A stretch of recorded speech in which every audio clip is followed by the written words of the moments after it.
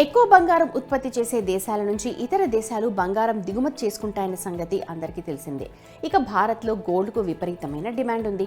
అందుకే పసిడి దిగుమతుల్లో భారత్ ఇతర దేశాలతో పోలిస్తే ముందు వరుసలో ఉంటుందని చెప్పొచ్చు.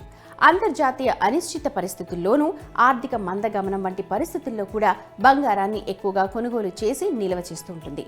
బంగారం నిల్వలు దేశ ఆర్థిక స్థిరత్వానికి కీలకంగా ఉంటాయి.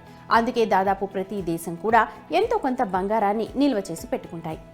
వీలున్నప్పుడు తమ దగ్గర మిగులు డబ్బులున్నప్పుడు వాటిని పెంచుకుంటుంటాయి. కరెన్సీ విలువల్ని కూడా బంగారం నిల్వలు ప్రభావితం చేస్తుంటాయి.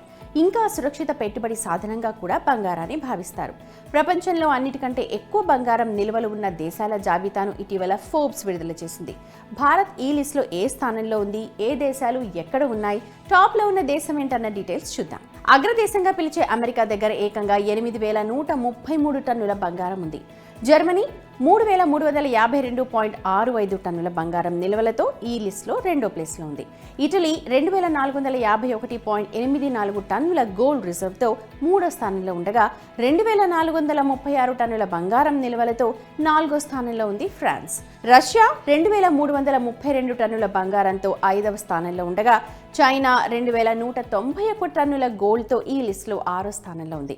ఇక భారత్ ఈ లిస్టులో 9వ స్థానంలో ఉండగా బంగారం నిల్వలు 801 టన్నులుగా ఉన్నాయి. భారత్ సహా ప్రపంచవ్యాప్తంగా ప్రస్తుతం బంగారం ధరలు రికార్డు స్థాయికి చేరుకున్నాయి. యుఎస్ ఫెడరల్ రిజర్వ్ వడ్డీ రేట్లను తగ్గిస్తుందన్న అంచనాలతో రేట్లు పెరుగుకుంటూ పోతున్నాయి.